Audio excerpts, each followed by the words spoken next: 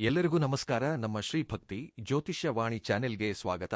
ಈಗ ನಾವು ಮಕರ ರಾಶಿಯವರಿಗೆ ಆಗಸ್ಟ್ 24, 25, 26 ಮತ್ತು 27ರಂದು ಅವರ ಜೀವನದಲ್ಲಿ ಏನು ನಡೆಯಲಿದೆ ಎಂಬುದನ್ನು ಈ ರಾಶಿ ಜಾತಕ ಫಲದಲ್ಲಿ ಸ್ಪಷ್ಟವಾಗಿ ತಿಳಿದುಕೊಳ್ಳೋಣ. ಈ ರಾಶಿಯವರಿಗೆ ಕಳೆದ ಕೆಲವು ವರ್ಷಗಳಿಂದ ನೀವು ಎದುರಿಸದೇ ಇರುವ ಸಮಸ್ಯೆಗಳೇ ಇಲ್ಲ, ಹಾಗೆಯೇ ನೀವು ನೋವನ್ನನುಭವಿಸದ ದಿನವೇ ಇಲ್ಲ ಎನ್ನಬಹುದು.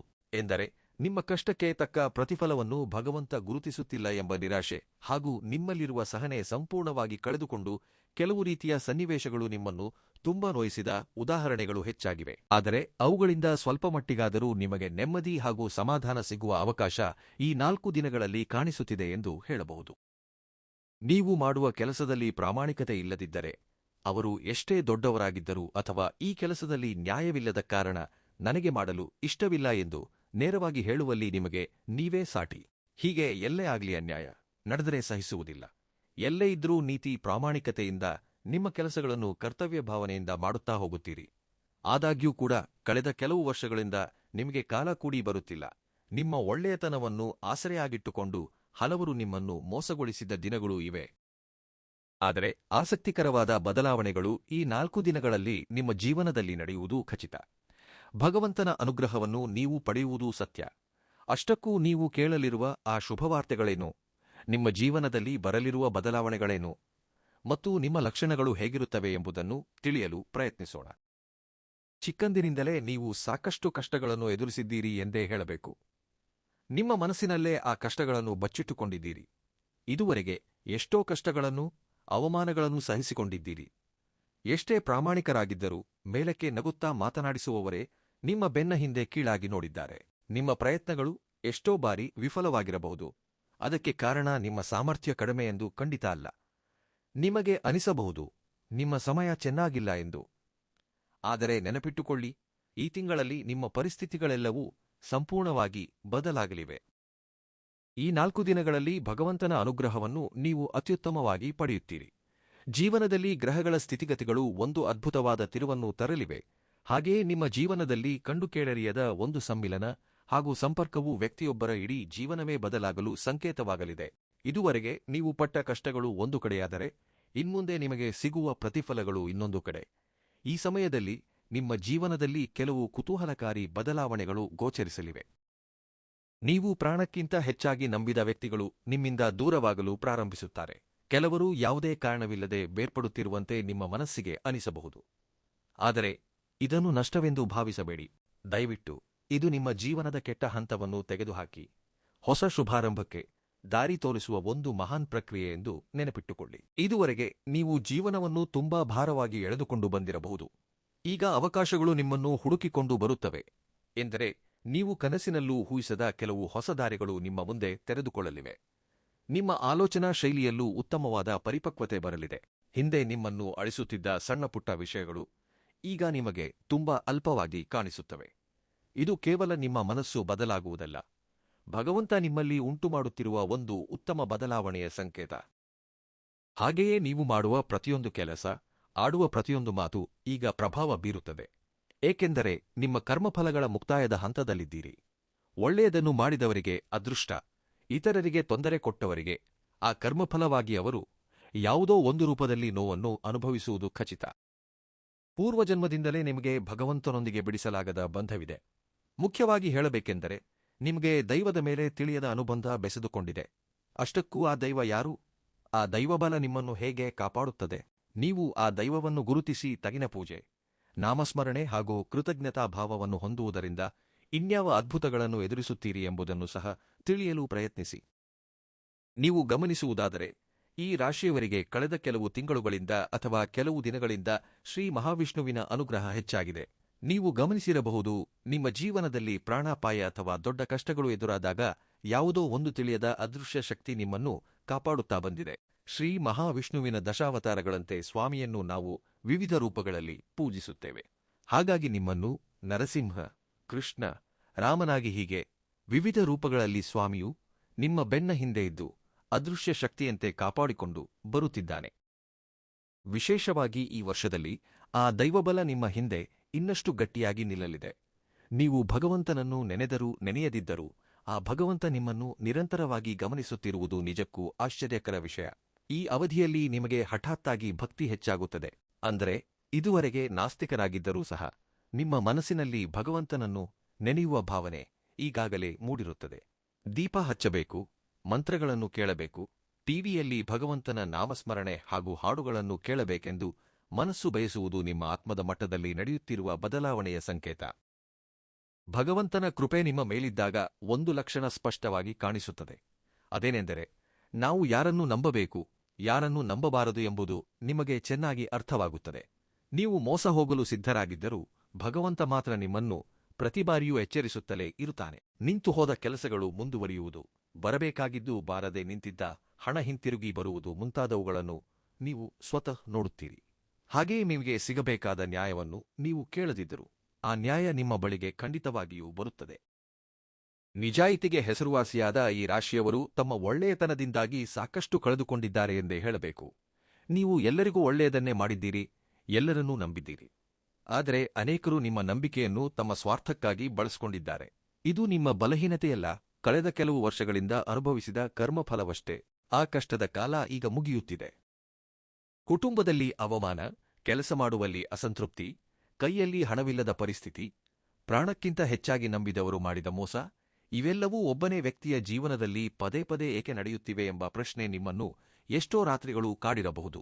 ಜ್ಯೋತಿಷ್ಯದ ಪ್ರಕಾರ ನೀವು ಇದುವರೆಗೆ ಸಾಕಷ್ಟು ಒಳ್ಳೆಯದನ್ನು ಮಾಡಿದ್ದೀರಿ, ಸಂಕಷ್ಟದಲ್ಲಿದ್ದವರಿಗೆ ಸಹಾಯ ಮಾಡಿದ್ದೀರಿ. ಆದರೆ ವಿಚಿತ್ರವೆಂದರೆ, ನೀವು ಯಾರಿಗೆ ಆಪತ್ತಿನಲ್ಲಿ ನೆರವಾಗಿದ್ದೀರೋ ಅವರೇ ನಿಮಗೆ ವಿರುದ್ಧವಾಗಿ ನಿಂತು ಪೀಡಿಸುತ್ತಿದ್ದಾರೆ. ಆದರೆ ಒಂದು ವಿಷಯ ನೆನಪಿಡಿ, ಇದು ಕಾಕತಾಳೀಯವಾಗಿ ನಡೆಯುತ್ತಿಲ್ಲ. ನಿಮ್ಮ ಕಷ್ಟಗಳ ಮುಕ್ತಾಯದ ಹಂತವಿದು. ನಿಮ್ಮ ಬಾಧೆಗಳು ನಿಮ್ಮನ್ನು ಮುರಿಯಲು ಬರಲಿಲ್ಲ, ನಿಮ್ಮನ್ನು ವಜ್ರದಂತೆ ಹೊಳೆಯುವಂತೆ ಮಾಡಲು ಬಂದಿವೆ. ನೀವು ಎಷ್ಟರ ಮಟ್ಟಿಗೆ ಕುಗ್ಗಿಹೋಗಿದ್ದೀರೋ ಅಷ್ಟೇ ಬಲವಾಗಿ ಮತ್ತೆ ಎದ್ದು ನಿಲ್ಲಲಿದ್ದೀರಿ. ಎಷ್ಟು ಕಳೆದುಕೊಂಡಿದ್ದೀರೋ ಅದಕ್ಕಿಂತ 10 ಪಟ್ಟು ಹಿಂತಿರುಗಿ ಪಡೆಯುವ ಸಮಯವೇ ಈ 4 ದಿನಗಳು. ಮುಖ್ಯವಾಗಿ ಈ ವರ್ಷದಲ್ಲಿ ಈ 4 ದಿನಗಳು ನಿಮ್ಮ ಕಷ್ಟಗಳಿಗೆ ಅಂತ್ಯ ಹಾಡಲು ಭಗವಂತ ದಾರಿ ತೋರಿಸಲಿದ್ದಾನೆ. ಇದುವರೆಗೆ ನೀವು ಸುರಿಸಿದ ಪ್ರತಿಯೊಂದು ಕಣ್ಣೀರಿನ ಹನಿಯೂ ಒಂದು ಶಕ್ತಿಯಾಗಿ ಬದಲಾಗುತ್ತದೆ. ಇದು ಕೇವಲ ಹೊಸ ಜೀವನವಲ್ಲ, ನಿಜವಾದ ಜೀವನದಂತೆ ಅನಿಸುತ್ತದೆ. ದೀರ್ಘಕಾಲದಿಂದ ಸಹನೆ ಮತ್ತು ತಾಳ್ಮೆಯಿಂದಿದ್ದ ಈ ರಾಶಿಯವರ ಜೀವನದಲ್ಲಿ ಆಗುವ ಬದಲಾವಣೆಗಳೇನು ಎಂಬುದನ್ನು ಈಗ ತಿಳಿಯೋಣ. ನೀವು ಮಾಡುವ ಕೆಲಸದಲ್ಲಿ ಉತ್ಸಾಹ ಹೆಚ್ಚಾಗುತ್ತದೆ. ನೀವು ಮಾತನಾಡುವ ಮಾತಿಗೆ ಸಮಾಜದಲ್ಲಿ ಗೌರವ ಹೆಚ್ಚಾಗುತ್ತದೆ. ನಾನು ಸಾಮಾನ್ಯನಲ್ಲ, ನನ್ನಿಂದ ಏನಾದರೂ ಸಾಧ್ಯವಿದೆ ಎಂಬ ಆತ್ಮವಿಶ್ವಾಸ ನಿಮಗೆ ತಿಳಿಯದಂತೆ ನಿಮ್ಮಲ್ಲಿ ಮೂಡುತ್ತದೆ. ಇದೇ ನಿಮ್ಮ ಗೆಲುವಿನ ಮೊದಲ ಮೆಟ್ಟಿಲಾಗುತ್ತದೆ. ನಿಮ್ಮ ನಿರ್ಧಾರಗಳಲ್ಲಿ ಸ್ಥಿರತೆ ಬರಲಿದೆ. ಇದುವರೆಗೆ ಗೊಂದಲದಲ್ಲಿದ್ದ ನೀವು ಈಗ ಸ್ಪಷ್ಟವಾದ ಗುರಿಯೊಂದಿಗೆ ಮುನ್ನಡೆಯುತ್ತೀರಿ.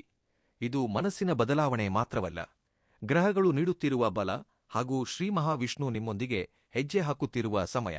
ಈ ಅವಧಿಯಲ್ಲಿ ನೀವು ತೆಗೆದುಕೊಳ್ಳುವ ಸಣ್ಣ ನಿರ್ಧಾರವು ನಿಮ್ಮ ಹಣೆಬರಹವನ್ನು ಬದಲಾಯಿಸುವಂತೆ ಇರುತ್ತದೆ. ಆತುರಪಡದೆ ಯೋಚಿಸಿ ಮಾಡುವ ಪ್ರತಿಯೊಂದು ಸಣ್ಣ ಪ್ರಯತ್ನವೂ ನಿಮ್ಮನ್ನು ಬೇರೆ ಹಂತಕ್ಕೆ ಕರೆದೊಯ್ಯುತ್ತದೆ. ಎಂದಾಕ್ಷಣ ನೀವು ಕೋಟ್ಯಧಿಪತಿಯಾಗುತ್ತೀರಿ ಎಂದಲ್ಲ, ಆದರೆ ಆರ್ಥಿಕವಾಗಿ ಸ್ಥಿರತೆ ಕಂಡುಕೊಳ್ಳಲು ಒಳ್ಳೆ ದಿನಗಳು ಆರಂಭವಾಗಲಿವೆ. ಅಂದರೆ ಹಣಕಾಸಿನ ತೊಂದರೆಗಳಿಗೆ ಕೊನೆಯ ಹಾಡುವ ಅವಕಾಶಗಳು ಕಾಣಿಸುತ್ತಿವೆ. ಆರ್ಥಿಕವಾಗಿ ಬೆಳೆಯುವ ಉತ್ತಮ ಅವಕಾಶಗಳು ಬರುತ್ತವೆ. ಒಂಟಿತನ ಮನುಷ್ಯನನ್ನು ಹೆಚ್ಚು ಪೀಡಿಸುತ್ತದೆ, ಹಾಗಾಗಿ ಒಂಟಿಯಾಗಿ ಇರಬೇಡಿ. ನಿಮಗೆ ಇಷ್ಟವಾದ ಯಾವುದಾದರೂ ಒಂದು ಕೆಲಸವನ್ನು ಮಾಡಿ. ಅದು ಸಣ್ಣ ಕೆಲಸವಾಗಿದ್ದರೂ ದೊಡ್ಡ ಸಂಕಲ್ಪದೊಂದಿಗೆ ನಿಮಗೆ ಯಶಸ್ಸನ್ನು ತಂದುಕೊಡುತ್ತದೆ. ನಿಮ್ಮಲ್ಲಿ ಆಧ್ಯಾತ್ಮಿಕ ಶಕ್ತಿ ಹೆಚ್ಚಾಗುತ್ತಿದೆ ಎಂಬುದಕ್ಕೆ ಸಂಕೇತವಾಗಿ ಕೆಲವು ವಿಚಿತ್ರ ಅನುಭವಗಳಾಗಬಹುದು. ಎಂದರೆ ಕನಸಿನಲ್ಲಿ ಅಥವಾ ಯಾರೋ ಆಡುವ ಮಾತಿನ ರೂಪದಲ್ಲಿ, ಸಲಹೆಯ ರೂಪದಲ್ಲಿ ಅನುಭವಗಳನ್ನು ಹಂಚಿಕೊಳ್ಳುವುದು ಅಥವಾ ನಿದ್ದೆಯಲ್ಲಿ ಸ್ವತಃ ಅನುಭವಿಸುವುದು ನಡೆಯಬಹುದು. ನಿಮ್ಮ ಭವಿಷ್ಯಕ್ಕೆ ಸಂಬಂಧಿಸಿದ ಕೆಲವು ಸೂಚನೆಗಳು ಕನಸಿನಲ್ಲಿ ಅಥವಾ ಯಾರೊಬ್ಬರ ಮೂಲಕ ಕೇಳಿಸುವುದು ಅಥವಾ ಕಾಣಿಸುವುದು ನಡೆಯುತ್ತದೆ. ಇನ್ಮುಂದೆ ನೀವು ಯಾರಿಗೆ ಅಥವಾ ಯಾವುದಕ್ಕೂ ಹೆದರುವುದಿಲ್ಲ. ಧೈರ್ಯ ಹೆಚ್ಚಾಗುತ್ತದೆ. ಏನನ್ನಾದರೂ ಸಾಧಿಸಲೇಬೇಕು ಎಂಬ ತೀವ್ರ ಹಂಬಲ ನಿಮ್ಮಲ್ಲಿ ಉರಿಯುತ್ತಿರುತ್ತದೆ. ಇದನ್ನು ಕೇವಲ ಆಸೆ ಎಂದು ಭಾವಿಸಬೇಡಿ. ಸಾಕ್ಷಾತ್ ಭಗವಂತ ನೀಡುತ್ತಿರುವ ಪ್ರೇರಣೆ ಎಂದುಕೊಳ್ಳಿ. ಈ ಬದಲಾವಣೆಗಳು ಕಂಡರೆ ನಿಮ್ಮ ದಶ ತಿರುಗಲಿದೆ ಎಂದರ್ಥ.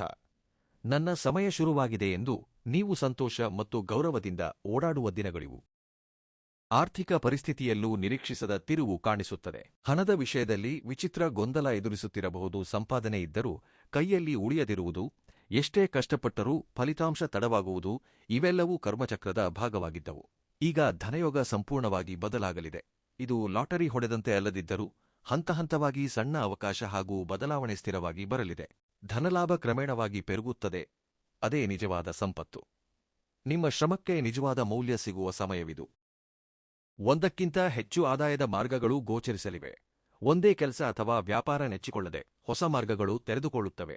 ನೀವು ಊಹಿಸದ ಧನಲಾಭವಾಗಲಿದೆ. ಆರಂಭದಲ್ಲಿ ಕಡಿಮೆ ಎನಿಸಿದರೂ ಭವಿಷ್ಯದಲ್ಲಿ ಅದೊಂದು ದೊಡ್ಡ ಮಟ್ಟದ ಪ್ರಗತಿಯಾಗಿ ಬೆಳೆಯುವುದನ್ನು ನೋಡುತ್ತೀರಿ.